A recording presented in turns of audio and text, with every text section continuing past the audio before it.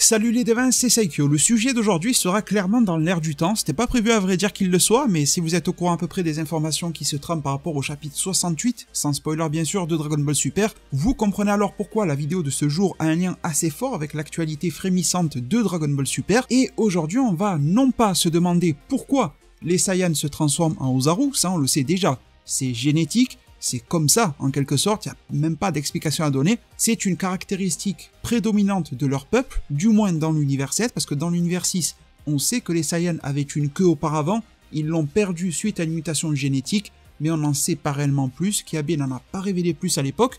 Mais pour les Saiyans de l'univers 7, hormis de manière très récente avec la Z-Team qui n'arbore plus de queue Saiyan, mais sinon de tout temps ces derniers naissent et sont donc constitués génétiquement pour pouvoir se transformer en singes géants, en Ozaru lorsqu'une pleine lune se présente.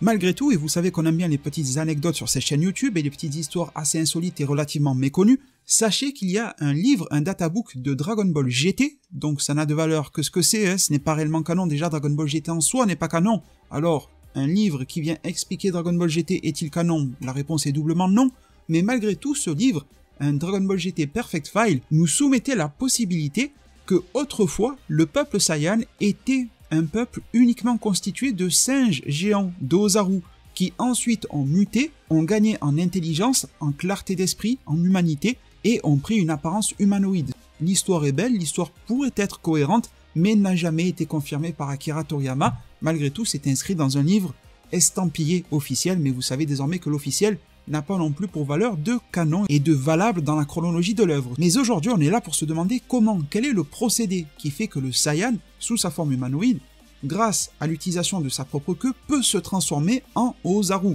en regardant une pleine lune. C'est quand même un truc assez extravagant. Eh bien, au-delà de leur prédisposition génétique qui est fait pour réagir à cela, il a été apporté par l'œuvre Dragon Ball, et cette fois-ci de manière plus que canon, que la transformation en Ozaru qui permet au Saiyan de voir sa force être multipliée par 10 se fait au moment où la lune renvoie la luminosité du soleil sous une forme appelée les ondes bruit. Vous aurez tous remarqué que les Saiyans, lorsqu'ils se transforment en Ozaru, sont captivés, leurs yeux sont réellement écarquillés et fixent sans même jamais cligner la lune.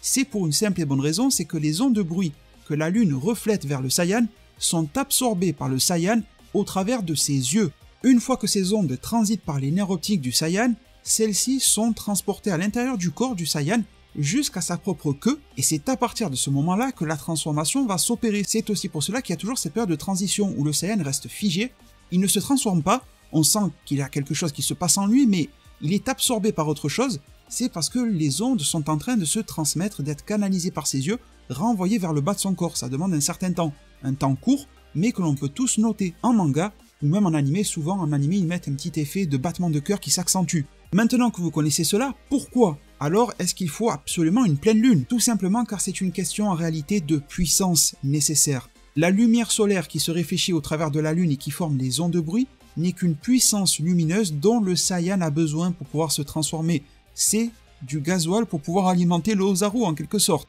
Il a besoin, ce Saiyan, de réunir un total de 17 millions d'unités appelées des unités Zeno. Ça ressemble au dieu de tout, là vous savez, Zeno dans Dragon Ball Super, mais ça ne s'écrit pas pareil en japonais. Concernant cette unité de puissance, les Zeno ou le Zeno, on n'en sait pas grand chose, on sait juste que c'est une unité de mesure qui est spécialement créée pour mesurer les ondes issues des astres célestes, et Vegeta nous aura fait un petit peu plus de précision dans l'œuvre Dragon Ball en nous disant qu'il faut 17 millions de Zeno de puissance, mais par seconde. C'est donc une quantité mais également un flux récurrent de 17 millions de Zeno qu'il faut bombarder sur le Saiyan et au niveau de ses yeux pour qu'il puisse les transmettre ensuite à sa queue et se transformer en Ozaru. Dans cette fameuse queue de Ozaru, il y aurait une sorte de glande qui sera alors activée une fois qu'elle sera en réception des ondes de bruit.